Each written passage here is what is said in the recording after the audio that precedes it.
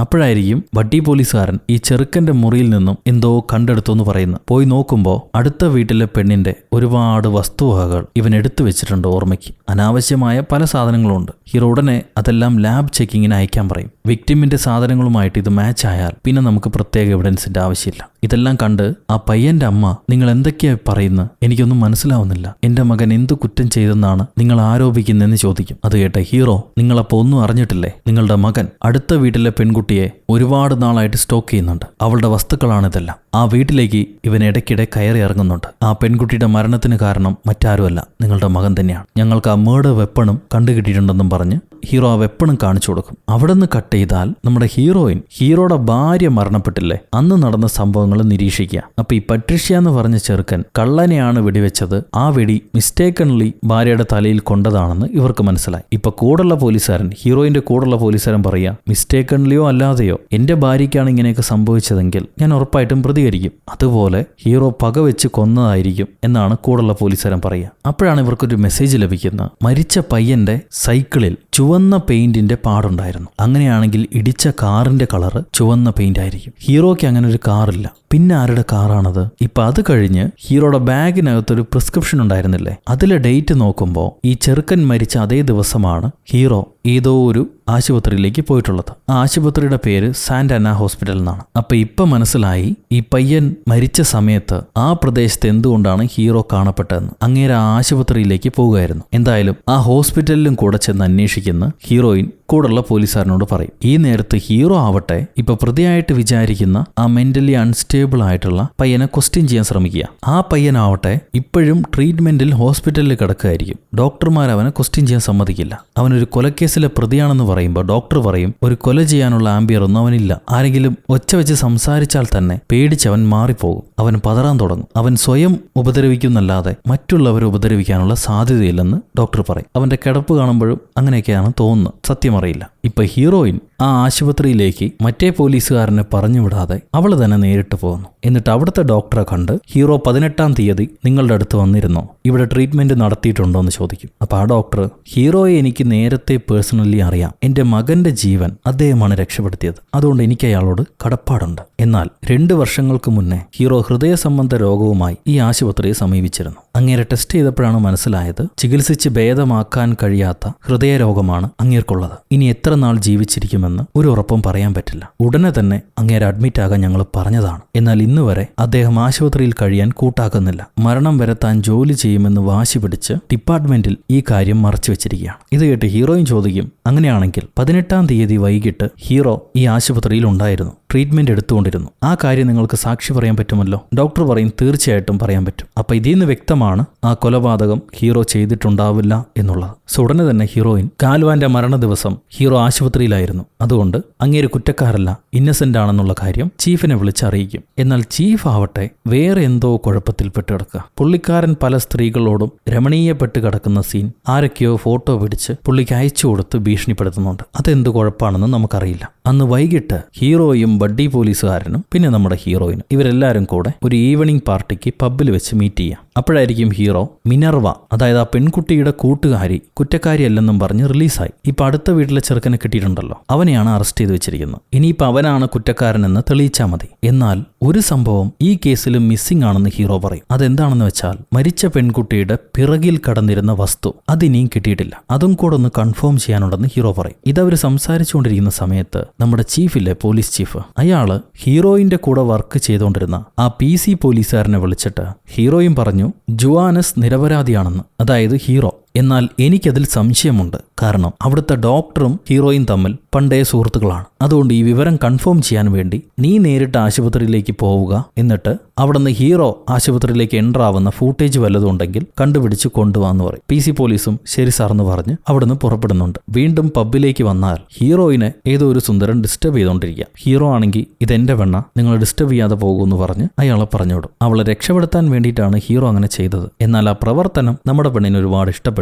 അവൾ ഹീറോയോട് ചോദിക്കുകയാണ്, നിങ്ങൾ ഒരുപാട് കേസുകൾ വളരെ പെട്ടെന്ന് സോൾവ് ചെയ്യുന്നുണ്ടല്ലോ, അതിന്റെ സീക്രട്ട് എന്താ? നിങ്ങളെപ്പോലൊരു പോലീസുകാരി ആവണമെന്നാണ് ഞാനും ആഗ്രഹിക്കുന്നു. അത് കേട്ട് ഹീറോ പറയും, സീക്രട്ടുകൾ പലതും പുറത്തു പറയാൻ കൊള്ളാത്തവയാണ്. അതെങ്ങനെ പുറത്തു പറയാൻ പറ്റുക? ഒരു നല്ല പോലീസുകാരി ആവണമെങ്കിൽ അതെങ്ങനെയാണെന്ന് സ്വയം കണ്ടുപിടിക്കണം. അതാണ് നീ ചെയ്യേണ്ടതെന്ന് പറയും. അപ്പൊ ഹീറോയിൻ, എനിക്ക് നിങ്ങളെ കാര്യമായിട്ടൊന്ന് ആരായണം, എന്നെ നിങ്ങളുടെ വീട്ടിലേക്ക് കൊണ്ടുപോകുമോ എന്ന് ചോദിക്കും. എന്തായാലും ഭാര്യ മരിച്ച് കുറെ കാലമായി, ഒറ്റയ്ക്ക് താമസിക്കുകയല്ലേ, ഇന്ന് വൈകുന്നേരം ഒന്ന് ആരാഞ്ഞു നോക്കാമെന്നും പറഞ്ഞ് ഹീറോയിനെ തന്റെ വീട്ടിലേക്ക് കൊണ്ടുപോകുന്നുണ്ട്. അവര് രാത്രിയൊക്കെ തൊട്ടാപ്പിടുത്തം കളിച്ച്, അതായത് സാറ്റ് കളിയാണ് ഉദ്ദേശിച്ചത്, അതൊക്കെ കളിച്ച് ക്ഷീണിച്ച് കിടന്നുറങ്ങും. പിറ്റേന്ന് രാവിലെ ഹീറോയ്ക്കൊരു ഫോൺ കോൾ വരുന്നു. ഹീറോ ഫോണിൽ സംസാരിച്ചുകൊണ്ടിരിക്കുന്ന സമയത്ത് ഹീറോയുടെ ഫയലുകളെല്ലാം പരിശോധിക്കുന്നുണ്ട്. അപ്പൊ അതില് ഹീറോയുടെ ഭാര്യയ്ക്ക് ഒരു കാറുണ്ടായിരുന്നു. അതൊരു ചുവന്ന ടൊയോട്ടയാണ്. ഇത് കണ്ട പെണ്ണ് ഞെട്ടിപ്പോവും. പെട്ടെന്ന് ഹീറോ അങ്ങോട്ട് കടന്നു വരുമ്പോ, എനിക്ക് ചെറിയ ജോലി വീട്ടിലുണ്ട്, ഞാൻ ഉടനെ പുറപ്പെടാന്നും പറഞ്ഞ് അവള് കാറെടുത്ത് പുറപ്പെടാൻ നിൽക്കുക. ആ നേരം സ്റ്റേഷനിൽ നമ്മുടെ ബഡ്ഡി പോലീസുകാരൻ, ഈ അയൽക്കാരൻ പയ്യനല്ലേ, പെൺകുട്ടിയെ കൊന്ന അയൽക്കാരൻ പയ്യൻ, അവന്റെ മൊബൈലിലെ ഡീറ്റെയിൽസ് എല്ലാം പരിശോധിക്കുക. അപ്പൊ ആ പയ്യന്റെ മൊബൈലിനകത്ത് ഈ മരിച്ച പെൺകുട്ടിയുടെ ഫോട്ടോസ് എല്ലാം ഉണ്ടാവുക. ആ കൂട്ടുകാരിയുടെ ഒരുപാട് ഫോട്ടോകളാണ് ഉണ്ടാവുക. അങ്ങനെയാണെങ്കിൽ ഈ ചെറുക്കൻ ഇഷ്ടപ്പെട്ടത് ആ കൂട്ടുകാരി പെണ്ണിനെയാണ്. അവൻ അവളെ സ്റ്റോക്ക് ചെയ്യുന്നുണ്ടായിരുന്നു ഒരുപാട് നാളായിട്ട്. കട്ട് ചെയ്താൽ വീണ്ടും ഹീറോയിനിലേക്ക് വരുന്നു. ഹീറോയിൻ അസിസ്റ്റന്റ് പോലീസുകാരനെ വിളിച്ചിട്ട് ഹീറോയുടെ ഭാര്യയ്ക്ക് ഏതെങ്കിലും കാറുകളുണ്ടോ, അങ്ങനെയാണെങ്കിൽ ആ കാറിന്റെ ഡീറ്റെയിൽസ് ഒന്ന് അയക്കാൻ പറയും. അവനത് അയക്കാം എന്ന് പറയുന്നുണ്ട്. ഈ നേരത്ത് ഒരു വയസ്സായ സ്ത്രീ ഹീറോയെ കാണാൻ വരുന്നു. ഹീറോയിൻ എന്തായാലും ആ ലേഡിയുടെ ഫോട്ടോ എടുത്ത് വെക്കുന്നുണ്ട്. അതാരാണെന്ന് അറിയില്ല. ആ വയസ്സായ സ്ത്രീ ഹീറോയോട്, എനിക്കിനി നീ മാത്രമേ ഉള്ളൂ, നീ എന്റെ മകനെ പോലെയാ, എന്തുകൊണ്ടാണ് എന്നെ കാണാൻ വരാത്തത്, നിന്നെ കാണാനും സമ്മതിക്കുന്നില്ലല്ലോ എന്ന് ചോദിക്കും. അതിന് ഹീറോ, ഇപ്പൊ നമ്മൾ രണ്ടുപേരെയും ഒരുമിച്ച് ആരും കാണാൻ പാടില്ല, അതാണ് നമ്മൾക്ക് സേഫ് എന്നും പറഞ്ഞ് ആ അമ്മച്ചിയെ പറഞ്ഞു വിടുന്നുണ്ട്. കട്ട് ചെയ്താൽ ബഡ്ഡി പോലീസുകാരൻ ചെന്ന് ഈ അയൽക്കാരൻ പയ്യനെ ആശുപത്രിയിൽ പരതുമ്പോൾ അവനെ കാണുന്നില്ല. അവന് കാവലുണ്ടായിരുന്ന ഒരു പോലീസുകാരൻ ചായ കുടിക്കാൻ പോയ സമയം നോക്കി ഈ അയൽക്കാരൻ പയ്യൻ ആശുപത്രിയിൽ നിന്നും ചാടിപ്പോയി. ഇവൻ ചാടിയ സമയത്താണ് നമ്മുടെ കൂട്ടുകാരി പെണ്ണ് അവളുടെ സാധനങ്ങളൊക്കെ എടുക്കാൻ വേണ്ടി അവൾ താമസിച്ചിരുന്ന,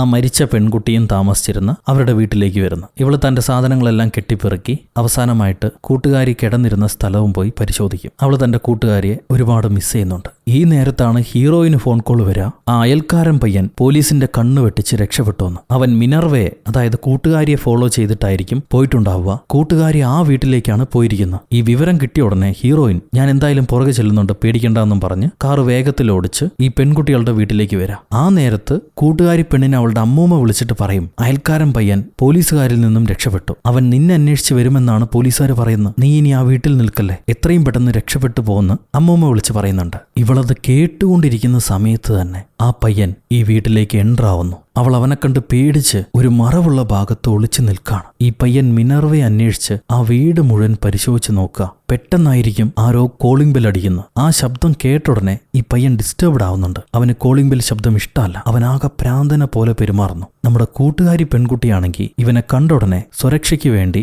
ഒരു കത്രിക എടുത്ത് കയ്യിൽ വെക്കും. അപ്പോഴാണ് നമ്മുടെ ലേഡി പോലീസുകാരി അങ്ങോട്ട് എൻട്രാവുന്നത്. അവൾക്ക് വീടിനകത്തേക്ക് കടക്കാൻ പറ്റുന്നില്ല. ഈ കോളിംഗ് ബെൽ അടിച്ചത് നമ്മുടെ ലേഡി പോലീസാ. അവള് നോക്കുമ്പോ ഈ അയൽക്കാരൻ പയ്യൻ മിനർവയുടെ അടുത്തേക്ക് പോയിട്ടുണ്ട്. മിനർവ, അതായത് കൂട്ടുകാരി പെൺകുട്ടി, അവള് കയ്യിലുണ്ടായിരുന്ന കത്രിക കൊണ്ട് ഈ അയൽക്കാരൻ പയ്യന്റെ വയറ്റിലേക്ക് കുത്തി. കത്രിക വലിച്ചൂരി ആ പയ്യൻ മരിച്ചു വീഴുന്നാണ് നമ്മുടെ പോലീസുകാരി കാണുന്നത്. അവിടെ നിന്ന് കട്ട് ചെയ്താൽ ഈ സമയത്ത് ഹീറോയിന്റെ കൂടെ ഉണ്ടായിരുന്ന ആ PC പോലീസ്, അയാള് ഹീറോ ആശുപത്രിയിലേക്ക് എൻട്രാവുന്ന CCTV പരിശോധിക്കും. CCTVയിൽ ഹീറോ ആശുപത്രിയിലേക്ക് വന്നിട്ടുണ്ടോ എന്നുള്ളത് കൺഫേമായി. ഉടനെ പുള്ളി പോലീസിന് ഈ ഇൻഫർമേഷൻ കൈമാറിയിട്ട് അതിലെ ഫൂട്ടേജുകളെല്ലാം അയച്ചു കൊടുക്കും. എന്നിട്ടൊരു ഹാർഡ് കോപ്പി തന്റെ മെമ്മറി കാർഡിലേക്ക് ആക്കിയിട്ട് തിരിച്ചിറങ്ങുന്നുണ്ട്. ആ സമയത്ത് സ്റ്റേഷനിൽ ഈ കൂട്ടുകാരി പെൺകുട്ടിയുടെ അമ്മൂമ്മ വന്ന് ഹീറോയോട് നന്ദി പറയാ. നിങ്ങൾ കാരണമാണ് എനിക്ക് എന്റെ കൊച്ചുമോളെ തിരിച്ചു കിട്ടിയത്. ഞാൻ പറഞ്ഞത് നിങ്ങൾ മാത്രമേ വിശ്വസിച്ചുള്ളൂ. അവൾ നിരപരാധിയാണ്. ഇനി കുഴപ്പമൊന്നുമില്ലല്ലോ, ഞങ്ങൾക്ക് പോകാമല്ലോ എന്ന് അമ്മൂമ്മ ചോദിക്കും. ഇനി ഒരു പ്രശ്നമില്ല, നിങ്ങൾക്ക് പോകാം എന്ന് ഹീറോ പറയുന്നുണ്ട്. എന്നാൽ ആ കൂട്ടുകാരി പെൺകുട്ടിയുടെ ആക്ടിവിറ്റീസ്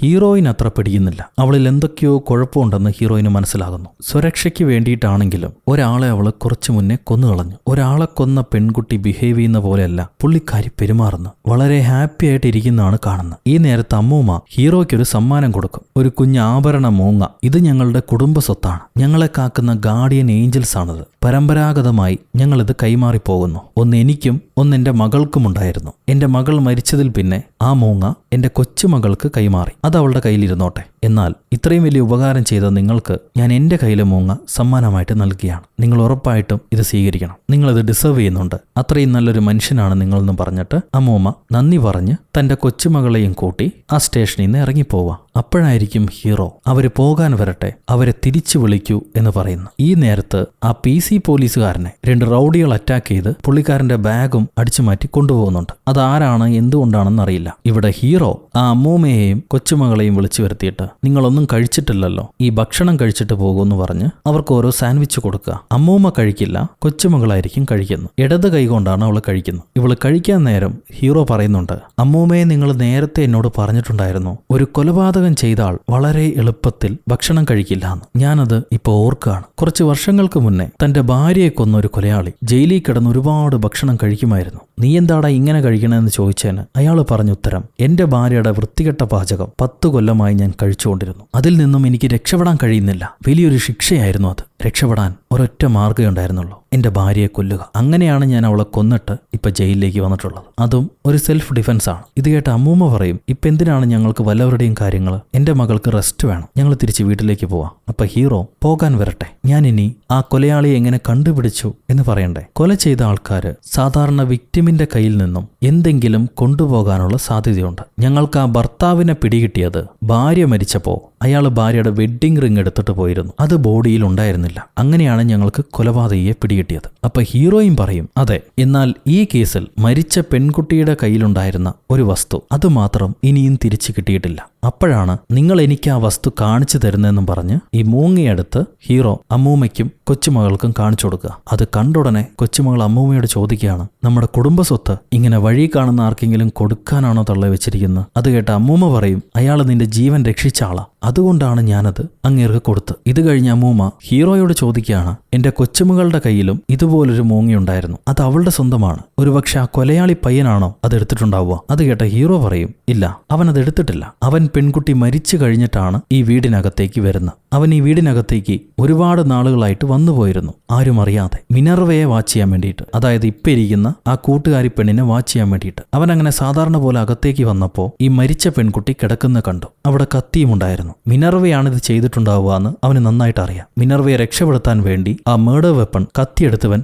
മാറ്റിവെച്ചു. എന്നിട്ട് പെൺകുട്ടിക്ക് എന്തെങ്കിലും അനക്കമുണ്ടോ എന്നറിയാൻ വേണ്ടി അവളെ പിടിച്ച് വലിച്ചപ്പോൾ ആ ബോഡി സൈഡ് പോസിലേക്ക് മറിഞ്ഞു കിടക്കുകയും ചെയ്തു. ഇനി സത്യം പറയും, എന്താണ് സംഭവിച്ചത്? ഹീറോ ഇങ്ങനെ ചോദിക്കുമ്പോൾ മിനർവ പറയും, അതെ, ആ കുഞ്ഞു മൂങ്ങയെ ഞാൻ തന്നെയാണ് എടുത്തത്. അതെന്റെ അമ്മയുടേതായിരുന്നു, എനിക്ക് അവകാശപ്പെട്ടത്, അതുകൊണ്ടാണ് ഞാൻ എടുത്തത്. ഇപ്പൊ ഹീറോ, ഇനി നിനക്ക് കള്ളം പറയാൻ കഴിയില്ല. നീ ആദ്യമേ വന്ന് കൺഫസ് ചെയ്ത് എന്തുകൊണ്ടാണെന്ന് ഞങ്ങൾക്കറിയാം. നിന്റെ സ്റ്റേറ്റ്മെന്റ്സ് മാച്ച് ചെയ്യുന്നുണ്ടായിരുന്നില്ല. ഞങ്ങൾക്ക് നിന്നെ പ്രൂവ് ചെയ്യാൻ കഴിയില്ല. ഞങ്ങളുടെ തെളിവുകൾ പ്രകാരം റൈറ്റ് ഹാൻഡഡ് പേഴ്സൺ ആണ് ആ കൊലപാതകം ചെയ്തിട്ടുള്ളത്. എന്നാൽ നീ ലെഫ്റ്റ് ഹാൻഡഡ് ആണ്. പിന്നെങ്ങനെയായിരിക്കും നീ ആ കൊലപാതകം ചെയ്തിട്ടുണ്ടാവുക? അതൊരു വലിയ ചോദ്യമായിരുന്നു. അതിനുള്ള ഉത്തരം ഇപ്പൊ നടന്ന കൊലപാതകത്തിൽ നിന്നും വ്യക്തമാണ്. മിനർവ അവസാനം ആ അയൽക്കാരൻ പയ്യനെ കുത്തിയില്ലേ, അതവളുടെ റൈറ്റ് ഹാൻഡ് കൊണ്ടാണ്. ചില ആൾക്കാർ എപ്പോഴും ലെഫ്റ്റ് ഹാൻഡ് യൂസ് ചെയ്യുമെങ്കിലും ആയുധം ഉപയോഗിക്കുമ്പോഴും ബ്രഷ് ചെയ്യുമ്പോഴും ഈവൻ മൊബൈൽ യൂസ് ചെയ്യുമ്പോൾ പോലും വലത് കൈയാണ് ഉപയോഗിക്കുക. അങ്ങനെ ചില കാര്യങ്ങൾ ചെയ്യാൻ അവർ വലത് കൈ ഉപയോഗിക്കും. അത് ഈ അവസാനം നടന്ന കൊലപാതകത്തിൽ വ്യക്തമാണ്. ഇനിയും നിനക്ക് മറച്ചു വെക്കാനോ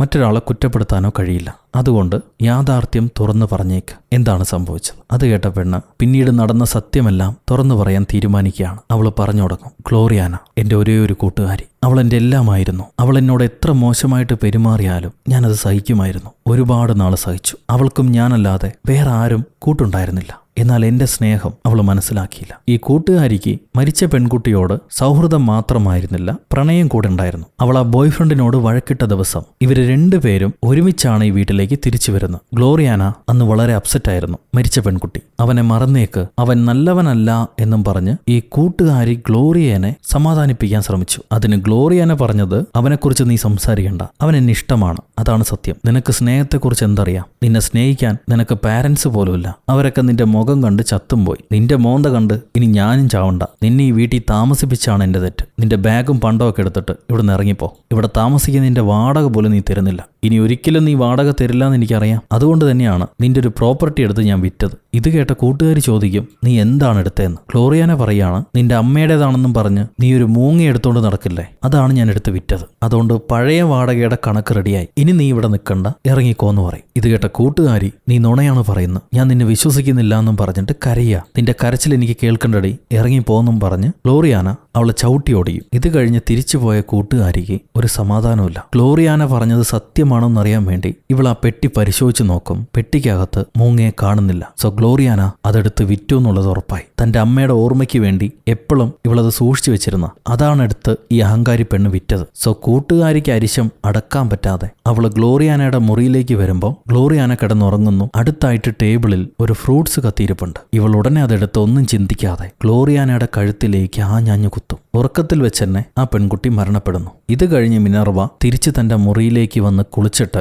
തന്റെ ബെഡെല്ലാം മടക്കി വെച്ച് കാലത്തെ ആ കൂട്ടുകാരനെ വിളിക്കാൻ വേണ്ടി, ബോയ്ഫ്രണ്ടിനെ വിളിക്കാൻ വേണ്ടി പുറപ്പെടുക. അതിനു മുൻപ് അവസാനമായി ഗ്ലോറിയയെ കാണാൻ വേണ്ടി വരുന്നുണ്ട്. തന്റെ പ്രിയപ്പെട്ട സ്നേഹിതയാണല്ലോ. ഗ്ലോറിയയ്ക്ക് ഒരു ഉമ്മയും കൊടുത്ത് പോകാൻ നേരമാണ് ഗ്ലോറിയയുടെ പുറകിലായി ഈ മൂങ്ങ കിടക്കുന്നത് പെണ്ണ് കാണാം. അങ്ങനെയാണെങ്കിൽ ഗ്ലോറിയ ആ മൂങ്ങയെ വിറ്റിട്ടില്ല, ഇവളെ ചൊറിയാൻ വേണ്ടി അവളത് എടുത്തു വെച്ചായിരുന്നു. അതറിയാതെയാണ് ഇവള് കൂട്ടുകാരിയെ കൊന്നത്. എന്നിട്ട് ഈ കുറ്റത്തിൽ നിന്ന് രക്ഷപ്പെടാൻ വേണ്ടി പല ഗെയിമുകളും കളിച്ചു. ഇപ്പൊ അവസാനം പോലീസിന്റെ പിടിയിലായി. പോലീസുകാർ വന്ന് മിനർവയെ പിടിച്ചോണ്ട് പോവാണ്. അപ്പൊ ഹീറോയോട് പറയും, നമുക്കിപ്പോ യഥാർത്ഥ പ്രതിയെ കിട്ടി, എന്നാലും ആ പാവപ്പെട്ട പയ്യൻ കൊല ചെയ്യപ്പെട്ടതിൽ എനിക്ക് ഖേദമുണ്ട്. നമ്മളിത് നേരത്തെ കണ്ടുപിടിച്ചിരുന്നെങ്കിൽ ഇങ്ങനെ സംഭവിക്കില്ലായിരുന്നു. അവന്റെ അമ്മ പറഞ്ഞത് അവൻ വളരെ ഇന്നസെന്റ് ആണെന്നും വയലന്റ് അല്ല എന്നുമാണ്. നമ്മളത് വിശ്വസിച്ചില്ല. അത് കേട്ട ഹീറോ പറയും, ആ അമ്മ പറഞ്ഞത് സത്യമാണോ എന്ന് നമുക്കറിയില്ല. കാരണം എല്ലാ അമ്മമാരും മുത്തശ്ശിമാരും തന്റെ മക്കളെ രക്ഷപ്പെടുത്താൻ വേണ്ടി ഏത് കള്ളവും പറയാൻ തയ്യാറാണ്. അവരെന്തും ചെയ്യാൻ തയ്യാറാകും. ഹീറോയുടെ ഈ ഡയലോഗിലാണ് ഹീറോയിന് മറ്റൊരു കാര്യം പിടികിട്ടുക. അതെന്താണെന്ന് നമുക്ക് നോക്കാം. ഇപ്പോ